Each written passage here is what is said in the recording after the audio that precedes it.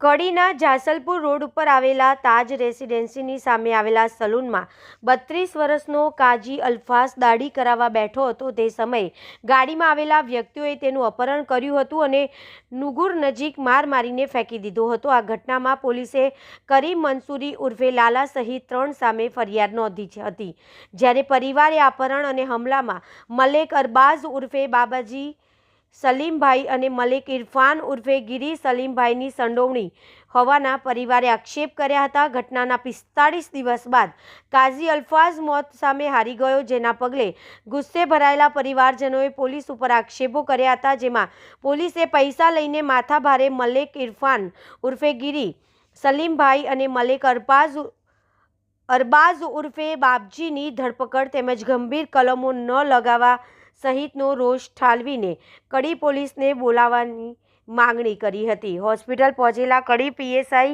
પાટીલે જોતાની સાથે જ મોટી સંખ્યામાં હાજર મૃતકના પરિવારજનોએ ભારે હંગામા મચાવ્યો હતો। હાય રે પાટીલ, હાય હાયના નારા લગાવ્યા હતા। હાજર લોકોનો ગુસ્સો પારખી ગયેલા પીએસઆઈ પાટીલ હોસ્પિટલમાંથી રવાના થઈ ગયા હતા, જ્યારે શહેર બી ડિવિઝન પોલીસે અહીં મોરચો સંભાળ્યો હતો।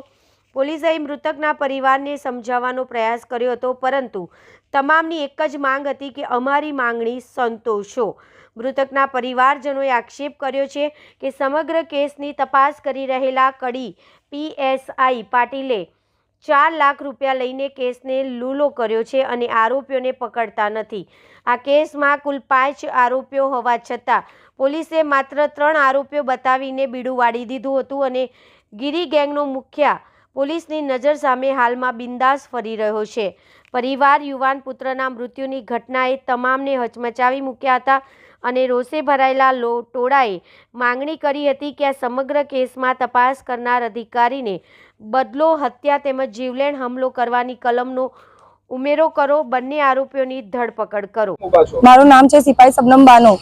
મારું ભાઈ અંદર એડમિટ છે। 12મા મહિનાની 3 તારીખે અમે એનો અપહરણ થયો હતો એટલે આ હોસ્પિટલમાં લાયા હતા।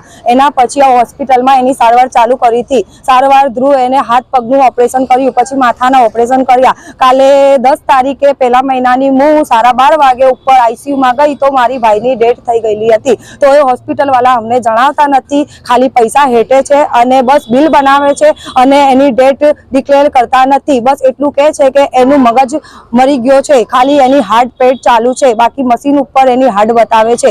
મારા ભાઈને કોઈ સારવાર ઉપર કંઈ પણ રિસ્પોન્સ આપતા નથી। હોસ્પિટલમાં આઈસીયુમાં અમને કોઈને પણ અલાઉડ કરતા નથી, કોઈને પણ જવા દેતા નથી। અને આજે મારા ભાઈને લગભગ 1 મહિનો અને 11 દિવસ થયા। 12મા મહિનાની 3 તારીખે અમે અહીંયા એડમિટ કર્યો હતો।